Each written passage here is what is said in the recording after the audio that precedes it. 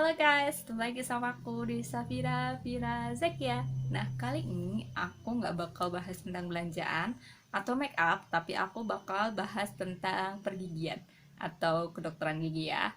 Nah, kali ini aku bakal bahas tentang mitos-mitos yang ada di kedokteran gigi. Nah, menurut kalian mitos-mitos di kedokteran gigi itu apa aja? Silahkan komen di bawah ya guys.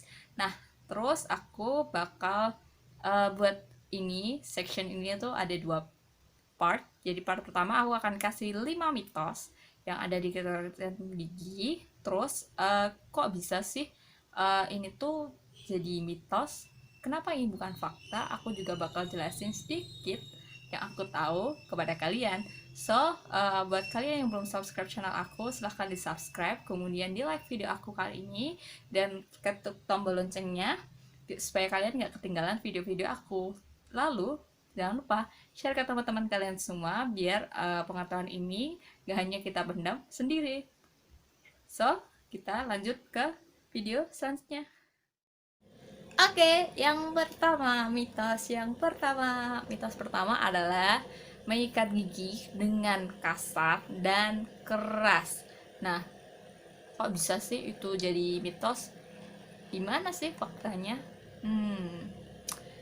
Jadi gini guys, kalau faktanya itu kalau kita menyikat gigi dengan keras atau kasar dan dengan tekanan yang kuat, itu dapat menyebabkan gigi atau lapisan terluar dari gigi kita, yaitu email, dapat terkikis. Nah, kalau misal terkikis itu kita bisa mengalami namanya abrasi. Abrasi itu apa? Abrasi itu adalah cekungan yang ada di cervical gigi. Nah, cervical gigi itu ada di mana? Jadi ini ada gigi, terus ada gusi. Nah, perbatasan antara gigi yang putih ini dengan gusi itu namanya cervical. Nah, kalau misal ada cekungan kan nggak estetis gitu ya guys. Terus juga selain menyebabkan abrasi, itu juga bisa menyebabkan namanya gigi kita ngilu. Jadi, semisal kalau kita punya keluhan gigi kita ngilu, kalian bisa introspeksi diri. Cara menyikat gigi kalian tuh gimana? Sikat gigi kalian tuh kasar atau lembut? Nah, kalau semisal sikat gigi kalian kurang tepat dan bulu sikatnya itu keras atau kasar, nah itu bisa aja jadi penyebab gigi kalian tuh ngilu. Nah, untuk teknik-teknik sikat gigi yang baik dan benar, aku udah ada gambarannya di video aku yang di Karyas. Aku bakal kasih di linknya di atas. Terus habis itu kalian bisa lihat dan baca. Terus aku juga bakal kasih saran yang lain. Kalian bisa pilih bulu sikat gigi yang lembut dan jangan gunakan tekanan yang keras ya guys. Kalian gunakan tekanan yang ringan aja secukupnya. Lalu kalian juga bisa menggunakan sikat gigi dari gusi ke gigi. Jadi itu bisa mengurangi terjadinya abrasi. Nah, gimana menurut kalian tentang mitos yang pertama? Kalian bisa komen di bawah. Nah, selanjutnya, oke, yang mitos kedua ini adalah kalau kita sikat gigi dan gusi kita berdarah itu suatu hal yang normal. Gimana menurut kalian? Apakah itu suatu yang normal? Oke, aku bakal jelasin dikit faktanya. Kalau gusi kita berdarah itu berarti gusi kita itu pengen memberitahu kita kalau dia itu mengalami suatu peradangan atau infeksi yang ada di gusi. Nah, gusi yang normal tuh kayak gimana? Gusi yang normal itu warnanya merah muda atau pink coral, kemudian bentuknya itu mengikuti dari kontur gigi. Terus untuk teksturnya itu ada stippling atau kulit jeruk.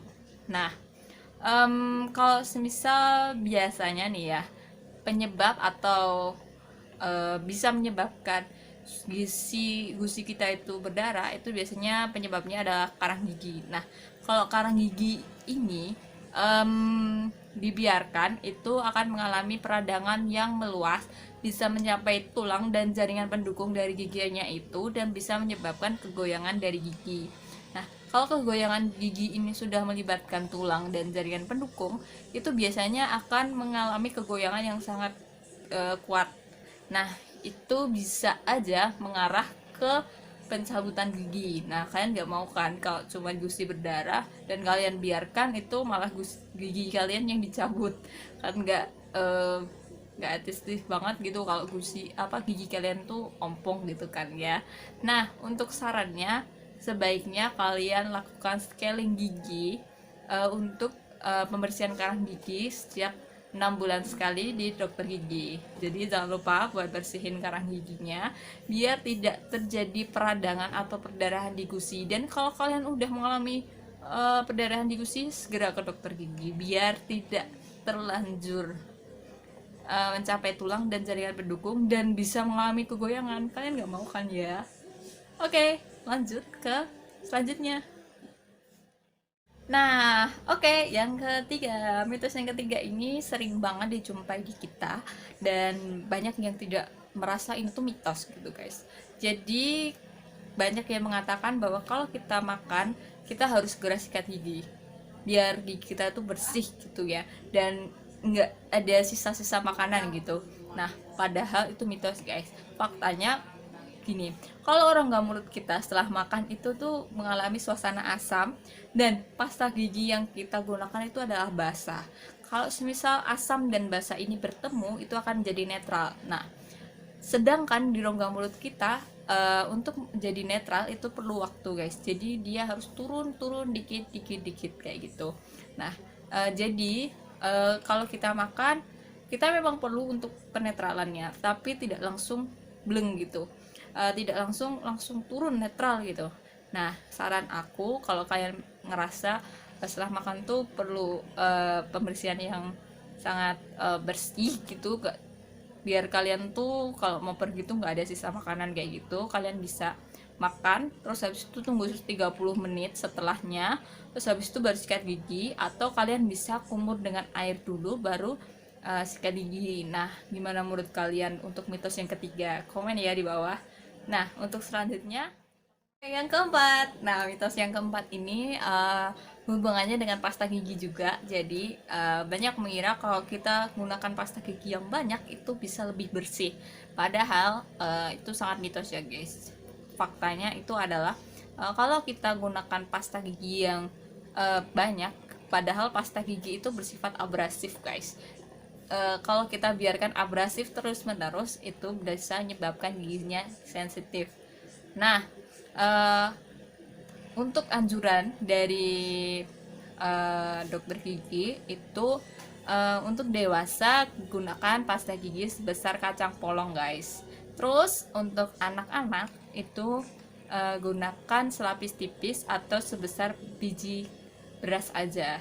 Jadi nggak usah banyak-banyak, malah kalau kebanyakan lama-lama bisa gigi kalian abrasif dan terkikis sedikit demi sedikit, dan bisa aja kalau kelamaan gigi kalian bisa mengalami sensitivitas. Jadi nggak mau kan ya gigi kalian sensitif.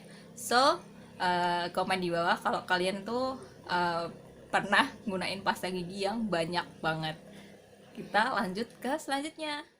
Nah, yang kelima ini yang terakhir ya, guys.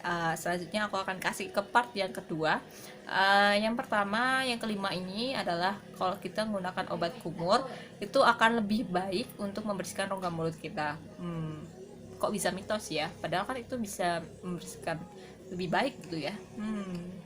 Nah, gini guys, faktanya nih, kalau kita menggunakan obat kumur yang antiseptik ini, kalau dan rongga mulut kita itu kan penuh banyak mikroorganisme, ada yang baik ada yang jahat. Nah, kalau semisal antiseptik ini langsung kita taruh ke rongga mulut kita, berarti kan mikroorganisme atau bakteri yang baik atau jahat ini semua kan akan hilang. Padahal rongga mulut kita itu sangat memerlukan mikroorganisme atau bakteri yang baik juga. Nah, kalau semisal semua dihilangkan, ini kan bakal tidak seimbang gitu di rongga mulut kita. Bisa menyebabkan banyak hal, guys. Dan juga obat kumur ini kan juga diklaim bisa menghilangkan bau mulut. Nah, klaimnya ini tuh nggak sepenuhnya bisa mengklaim, guys. Jadi menghilangkan bau mulutnya itu hanya bersifat sementara. Jadi nggak bisa gitu kalau kita gunain obat kumur ini setiap hari, bisa membuat bau mulut kita itu akan hilang selamanya gitu, itu nggak bisa. Nah, terus kalau kita gini nih, semisal tadi ya udah pertama fungsinya untuk menghilangkan bau mulut itu hanya bersifat sementara. Terus antiseptiknya ini bisa menghilangkan mikroorganisme yang baik juga, bakteri yang baik juga. Nah itu kan juga nggak ada manfaatnya yang banyak gitu ya guys. Jadi lebih baik kita hindarkan agar tidak terjadi masalah di kemudian harinya.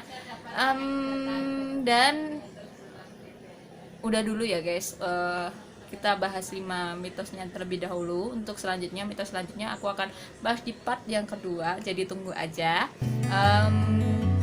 Buat kalian yang masih pengen tanya-tanya tentang kedokteran ini, kalian bisa komen di bawah.